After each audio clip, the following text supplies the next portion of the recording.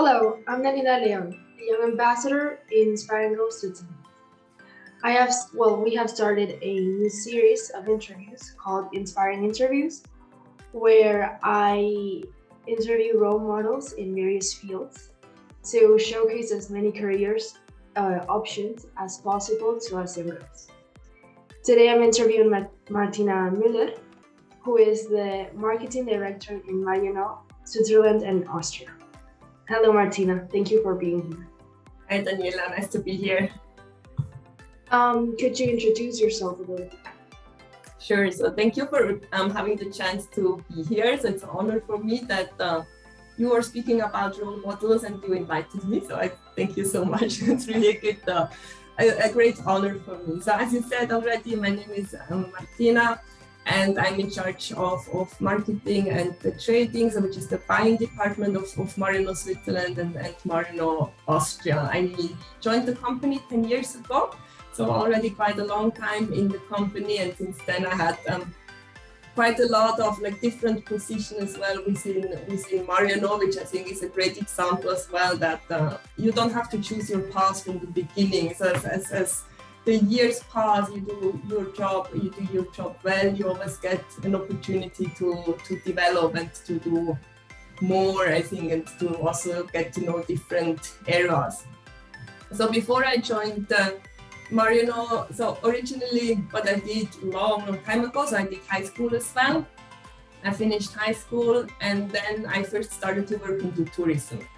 So something completely different. And thought, okay, I like languages, I like traveling, so let's start to do something in tourism. So, and this is why I joined a school for tourism management. I graduated there. I was working in different hotels, different positions for a few time, and then at a certain point I thought, I really liked the job in tourism, but it was always every 6 months you changed position, you changed life, you moved from one place to another, and says, okay, now I'm not 20 anymore, I need some more stability. So then I applied for a position at Heineken, which is the beer company. They had a big offices here in Switzerland, where I was in charge of sponsoring and events. It was similar to my background that I had in tourism, but not exactly the same, but it was more like a stable position, also required a little bit of traveling.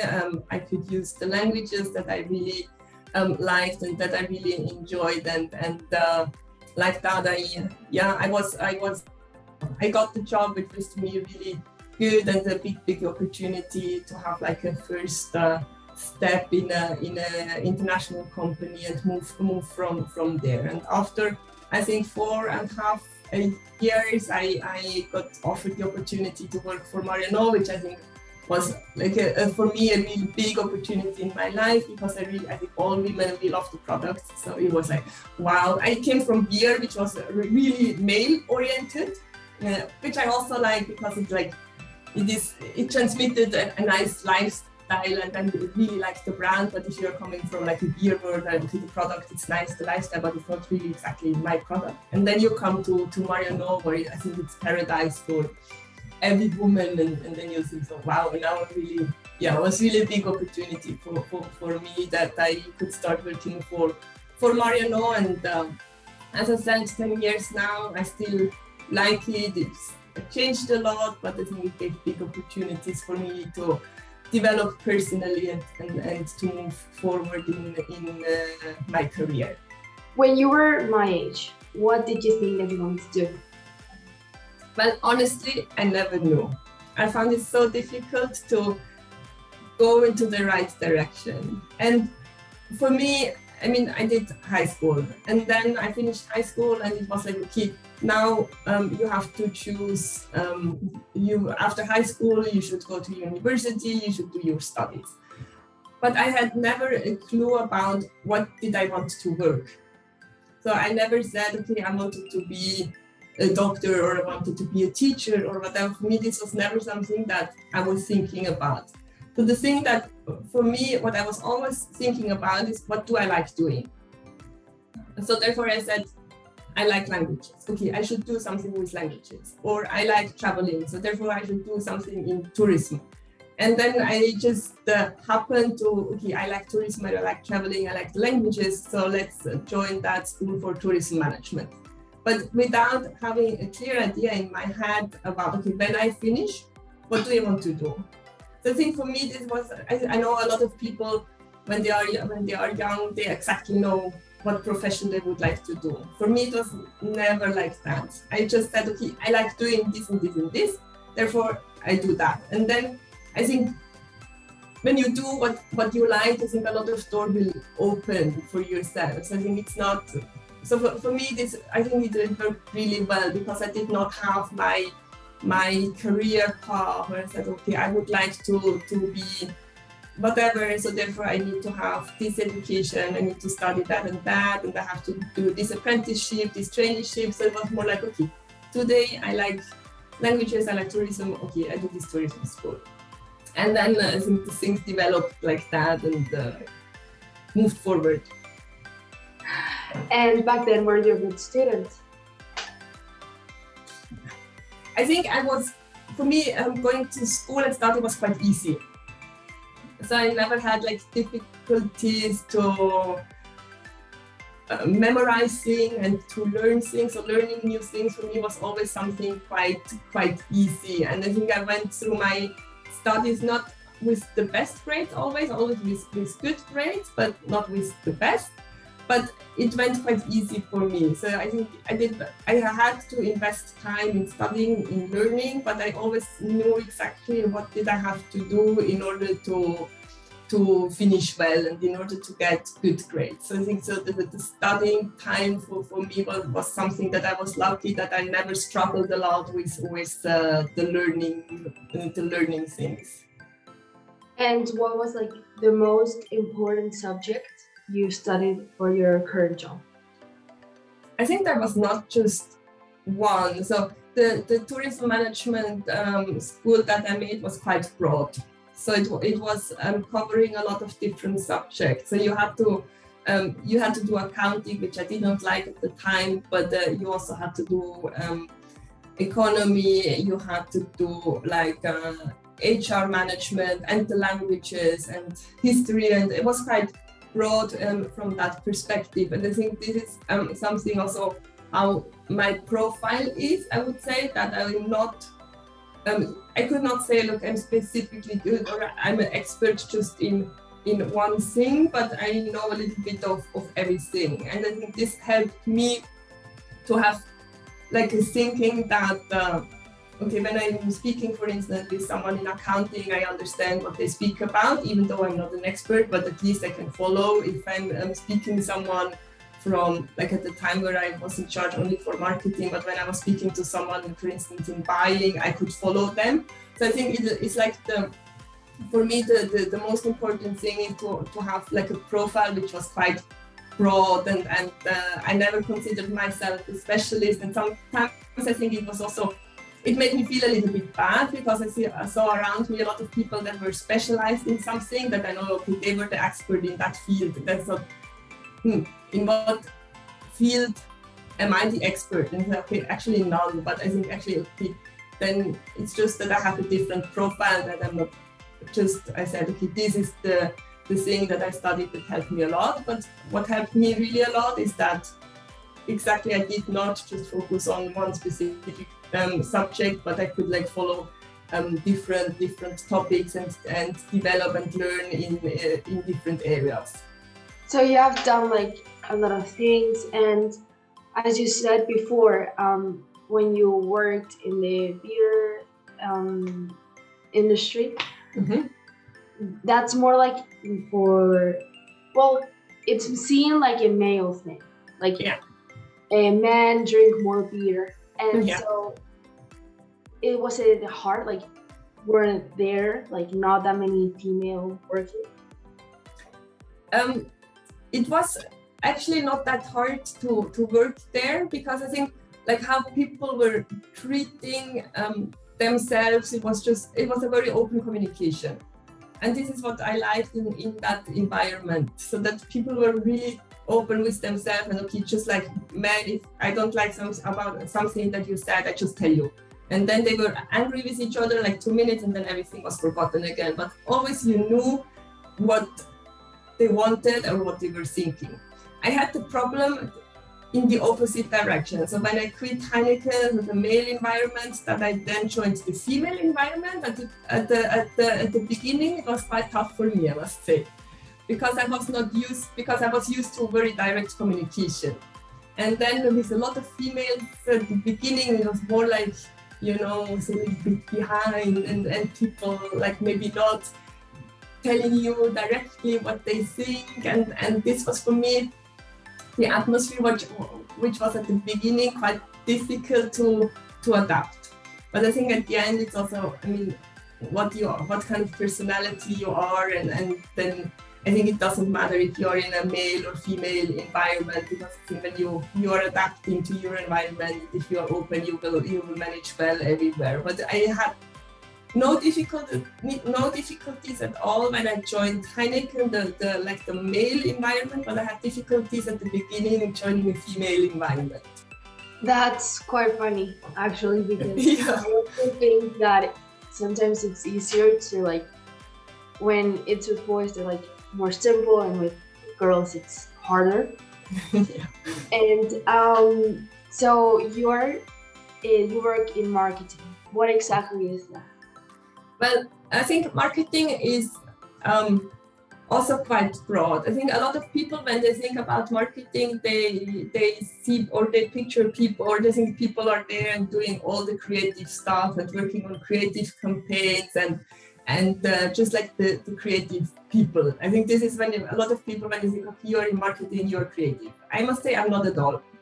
I'm not at all a creative person. So for me, marketing is more the logical side of or I'm a logical person, and for me also marketing is something quite logical. So meaning you have your customers, and then you have to think about what your customers like. You also look at the numbers, what they buy, what they don't buy, and then based on that, you take your decision.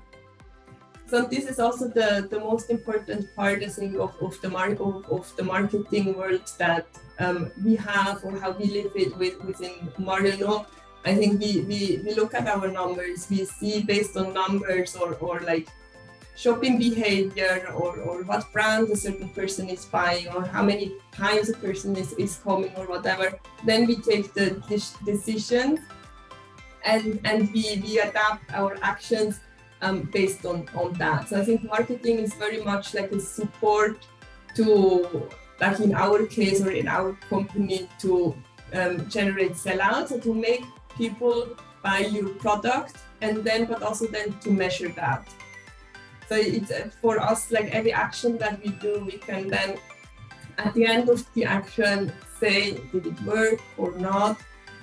Based on the results, like based on the numbers. And it's, I think this is a little bit maybe the difference about marketing, how many people see marketing. So it's the creative stuff, so they do the visuals and the designs. I'm not at all like that. So I always struggling with these kind of things. So for me, it's really marketing. It's more like the logical side, and what can you do to make people buy, and looking at also the numbers to see where you have opportunities to make people come back or shop with you. And how exactly can you make, like how can you motivate customers to like your brand?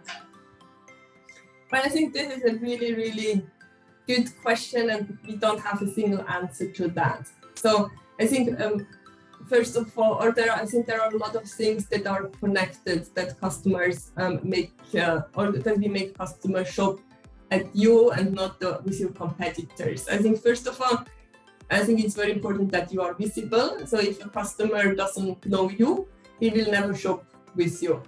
So you have to make sure that you have a certain level of visibility that, okay, I don't know Marino, but I have seen maybe this advertising I was shopping online, and then I saw this banner or this advertising from Marino. Then I was interested in Marino. So what do? I click on that banner.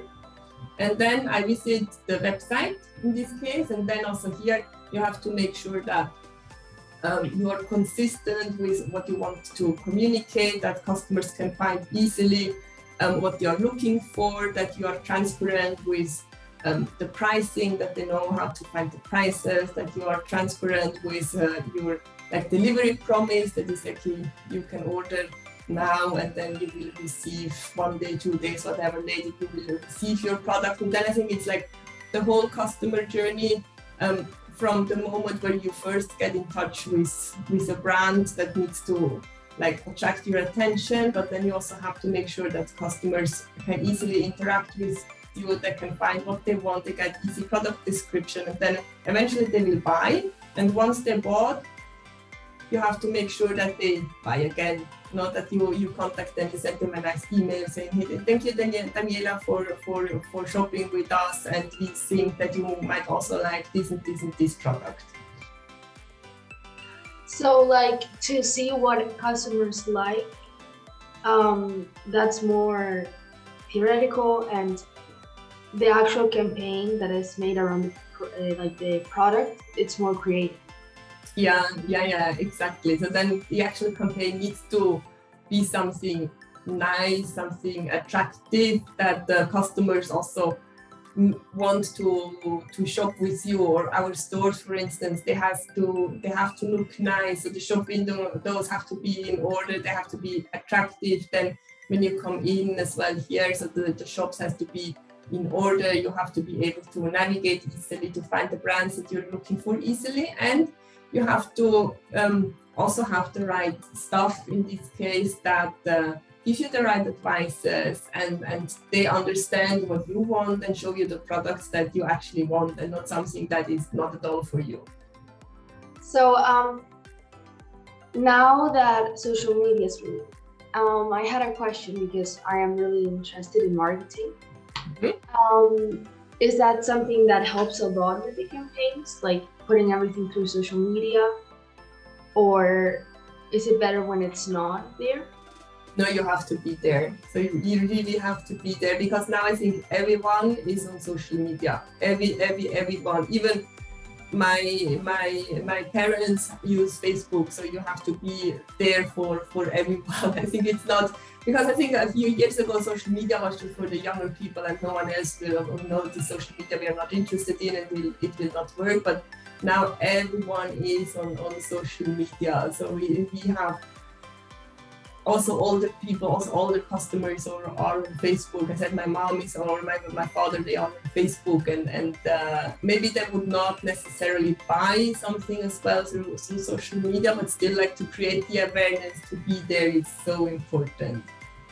And what would be a tip for a good social media presence? Because I think that's something that could help a lot of people who don't know. To have a good social media presence, you mean? Yeah. I think you have to stick out. So I think you have to be really creative. So so what could you do in order to do different than your competitors? So creating a campaign that is then shared by viewed and shared by so many people, that they interact with you, that they think, this is now something really special and really outstanding. I have not seen something similar before. And I think social media is the part where really creativity is a must, because otherwise, there is so much advertising on social media that you will not stick out at all. But at the same time as well, what is also important, social media is personalization. So, for instance, when you go through Facebook or through Instagram, that I make sure that I show my advertising only to people who are interested in it, so that I don't show you based on your social media profile. I don't show you products that are not at all for you or for your age, but that you will only see products that are for you, because I know based on your profile what you're interested at. So I think there again, it's less creativity, but personalization through data that run in the background, that know quite well what do you usually look for in internet, social media? Then I show you exactly those products. And going to your current job, right? What is something that you really like or dislike about your job? Well, I think what I like is that it's never boring. I think it's always every day brings something new. When you get up in the morning, okay, you have your plans, what you will do today, but at the end, I think everything is then always completely different. So you do. I think no day is like the next day or like the previous day. You are handling many different topics with many different people, with also many different teams based in Switzerland, based in Austria, but then we also work with a lot of agencies or internal teams that are based in Italy, in London, or in France, or in Hong Kong. So I think I really like this multicultural environment and working with many different people and on many different topics. And at the same time, I think it's also the things that maybe I sometimes dislike. So it's okay, never boring and always something going on, but sometimes it's okay. I would like just one day that I can plan. So it's the same thing that I really like, but sometimes there are these days that you think, okay, I would like to finish this and this, and then you get a call early in the morning and you have to do something really urgent, and then okay, no plans, and then everything is different. You have to adapt again, and I think this is the same that I like and that I also dislike. And I think if I had a job that was really like more structured and maybe also like more like doing the same thing, I think after 2 weeks I would be very bored. But sometimes it's also like these days when it would be nice to have a little bit more structure. And so what would be an advice or recommendation that you would give to other girls that want to follow your path? Well, I think my advice for everyone would be just do what you want, what you like doing. So don't be too strict with the planning of your career, because anyway, I think everything will happen differently than you planned. I think you cannot plan too much. Just take every opportunity that comes to your way as a real opportunity, because you never really know which doors can open. And I think this is how I was given a lot of opportunities in my working life, just because I was not thinking or I was not planning too much. You just say, okay, do a good job, do what you do with passion, do what you like, but don't be like too straightforward in, okay, I just want to do this and only this, because it anyway will come differently. Thank you so much, Martina, for being in this interview with us. Thank you. I found it really inspiring, and I will definitely take that advice. Thank you so much. Thank you very much, and good luck for you and for your career and development.